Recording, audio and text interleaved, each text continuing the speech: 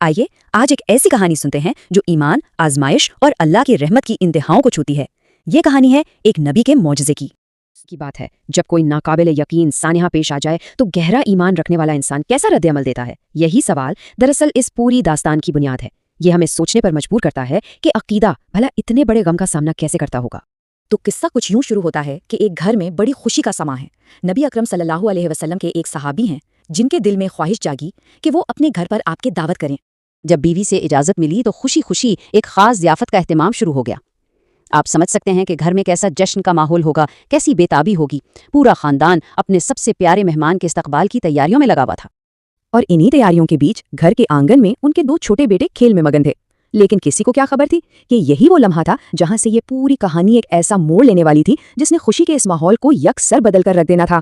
دیکھنا ہے کہ ابا نے بکرا کیسے ذبح کیا تھا۔ یہ وہ معصوم سا سوال تھا جو بڑے بھائی نے کھیلتے کھیلتے اپنے چھوٹے بھائی سے پوچھ لیا۔ بس یہی چند الفاظ ایک ایسے سانحے کی شروعات بن گئے جس کا کوئی وہم و گمان میں بھی نہیں سوچ سکتا تھا۔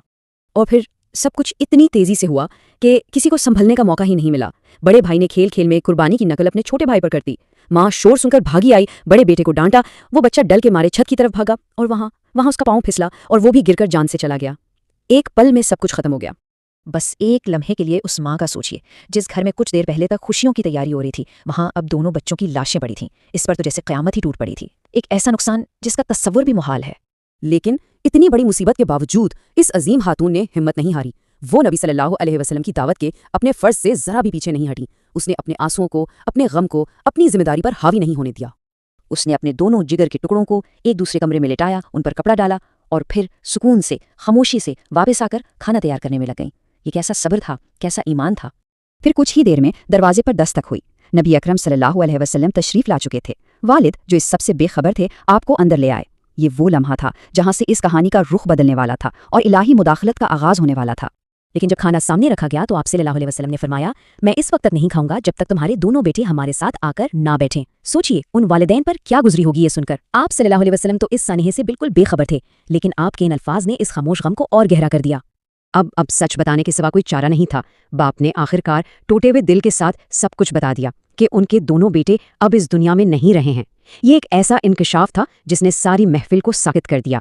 یہ سن کر نبی اکرم صلی اللہ علیہ وسلم نے کہا کہ بچوں کو میرے سامنے لایا جائے۔ بس اس ایک حکم کے ساتھ ہی کہانی اپنے معجزاتی انجام کی طرف بڑھنے لگی۔ سب کی سانسیں جیسے تھم سی گئیں، ایک گہری خاموشی چھا گئی۔ جب دونوں بچوں کو آپ صلی اللہ علیہ وسلم کے سامنے لایا گیا تو اللہ کے رسول نے اپنے ہاتھ دعا کے لیے بلند کیے۔ ایک سادہ سا عمل لیکن کتنا طاقتور۔ یہ وہ لمحہ تھا خاموش انتظار کا، اس امید کا کہ شاید کوئی معجزہ ہو جائے۔ اور پھر اللہ کے حکم سے وہ معجزہ ہو گیا۔ دونوں بچے زندہ ہو کر اٹھ بیٹھے، بالکل صحیح سلامت۔